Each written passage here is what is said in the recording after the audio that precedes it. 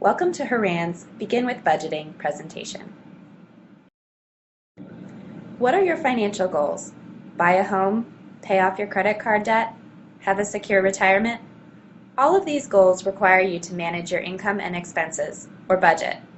No matter your income, a secure financial future is built on the foundation of a balanced budget. This program is designed to teach you how to create and stick to a household budget. To start budgeting, you need to create a view of your current spending habits. If you rarely use cash, you can obtain a fairly accurate picture of your spending habits by looking at your bank and credit card statements. If you mostly use cash, you'll need to keep and check your receipts. A spreadsheet can help you organize your cash inflows and outflows. From your current income and spending, you can create a target budget for the future. The goal is that you're not spending more than you make each month. First, consider your income. Your cash inflows include any after-tax disposable income, that is, your paycheck, alimony or child support, Social Security income, and any other income you use to pay your monthly expenses.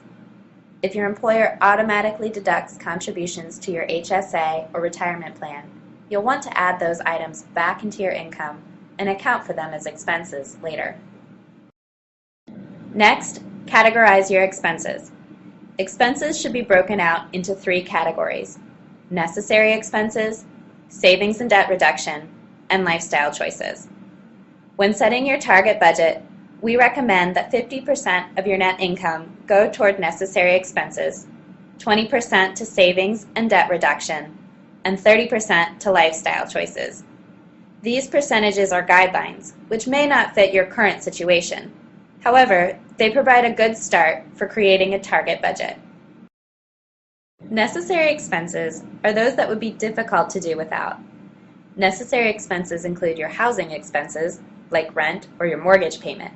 It also includes transportation expenses, such as gas and insurance. Groceries and utilities, like electricity and phone, should also be included in necessary expenses. Your necessities might also include childcare, tuition, insurance premiums, healthcare costs, or other expenses that occur regularly. Be careful that what you include as necessary truly is. For example, if you buy a soft drink every time you stop for gas, be careful to not include this little luxury in your gasoline expense. We recommend 20% of your income be earmarked for paying down debt and saving. This is where you would include any HSA or retirement plan contributions withheld from your paycheck. You would also include payments on your credit cards, student loans, or other debts. Savings for retirement, education, or major purchases should be included here. The last category is lifestyle expenses, which we suggest be no more than 30% of your income. These expenses include eating out, clothing beyond the basics, sports tickets, charitable giving, etc. This category provides the most aha moments. How much you spend each month on morning coffee or at bars is usually unknown without budgeting.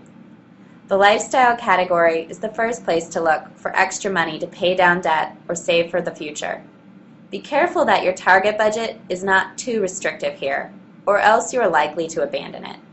Lifestyle expenses create the brilliance of balance by not depriving yourself of some fun.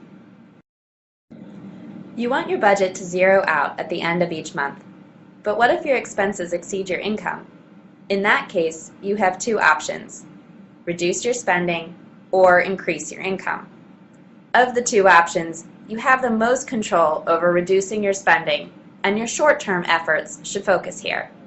You may need to make hard decisions, but even the smallest shifts can make big changes over time. For example, if you can cut spending by $3 a day and save that amount, in 1 year you will have saved $1,095. If you invest that savings each year and it earns 5%, in 10 years you'll have $13,772. In 20 years, $36,207. And in 30 years, $72,750. For budgeting to be successful, you need to stick to it over time. Set yourself up for success by making your budgeting goals challenging but realistic. If it is too restrictive, you risk abandoning your budget entirely. Remember that even little changes can make a big difference over time. Saving for a sunny vacation might be more motivating than saving for a rainy day.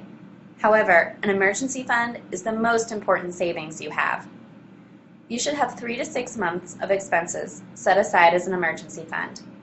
This can be useful if you lose your job, are unable to work for a period of time, or have an unexpected expense. Just make sure that when you dip into this fund, it truly is an emergency.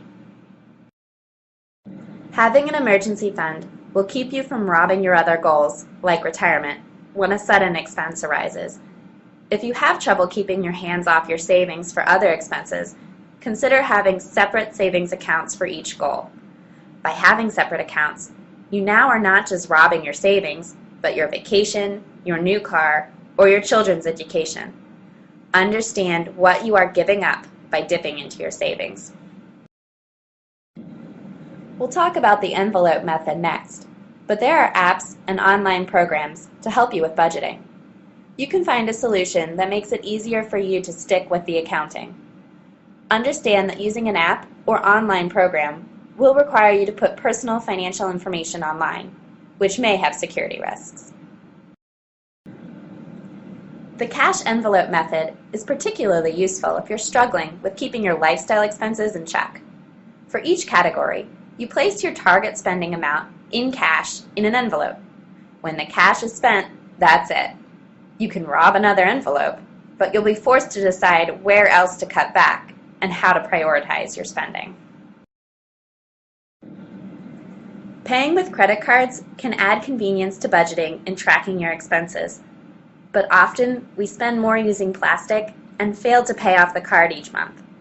A combination of the envelope system, especially for lifestyle expenses where you'll be tempted to overspend, and using cards can be a good solution. Make saving your top priority by saving first. Automatically move money to your savings account on payday.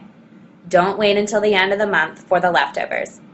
Remember, you're saving for a goal. Keep your goal at the front of your mind with reminders or a support system. After you've categorized your current spending, develop a target budget for the next month. Keep track of everything you spend, and at the end of the month, you should compare this to your estimate. You may need to make adjustments to keep your budget realistic. That's okay. Remember, budgeting and financial wellness is an ongoing process that takes time. When you fine-tune your target budget, stick to it. Do your best and do not give up. Thank you for listening to our presentation today, and we hope it answered your budgeting questions.